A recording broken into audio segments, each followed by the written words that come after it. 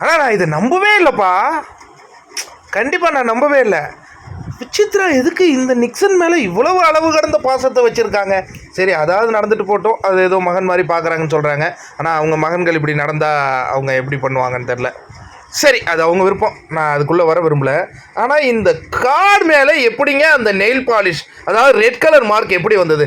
என்னை பொறுத்த வரையும் அதுவே பறந்து வந்து அந்த ரெட் கார்டு. ஓ, இங்கேயும் ரெட்டு தானா?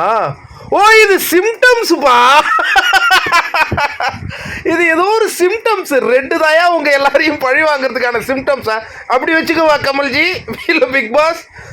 இது என்னன்னா, விசித்ரா அம்மாவும் இதை சுரண்டுறாங்க. நம்ம எல்லாரும் அந்த வீடியோ தான் பார்த்தோம்ல, எது அந்த விஜய் வர்மா நிக்சன் வீடியோ தான் பார்த்தோம் இல்லையா? விச்சம்மாவும் அந்த காடை ஏதோ சுரண்டி இருக்கிறாங்க. ஐயா, இது இப்போதான் இந்த வீடியோ வந்து வைரல் ஆகிட்டு இருக்கு. நான் அர்ச்சனா கரெக்டாக தான் சொல்லியிருக்காங்க போல இருக்கு. அவங்களுடைய முகப்பாவனையை பார்த்தாலே தெரியுது, பார்த்தீங்களா? அதே மாதிரி அவங்க ஏதோ ஒன்று பண்ணுறாங்க. இந்த பொண்ணு திரும்பினவுடனே அதை ஏதோ ஒரு மாதிரி பண்ண, அந்த அழைக்கிற மாதிரி எது அதில் வச்சா என்ன, அது இன்னும் புரியல. பட் இது ஏதோ ஒரு தவறு நடந்திருக்குங்க.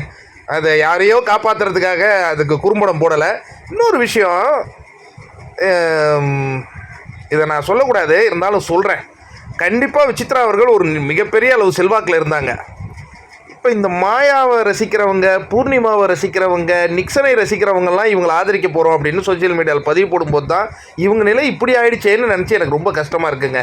காரணம் என்னென்னா, இப்போ நிக்சன் மாயாவே அவங்களுக்கு ஓட்டு போகிறதுக்கே ஆள் இல்லை, அவங்க சப்போர்ட்டர்ஸ் இவங்களுக்கு ஓட்டு போடுவாங்களாம். எப்படி இருக்குது பார்த்தீங்களா? அப்போ இந்த நடந்த நிகழ்வை அவங்க ஒத்துக்கிறாங்க. இதுதான் உண்மை தான் என்றைக்கும் ஜெயிக்கும்.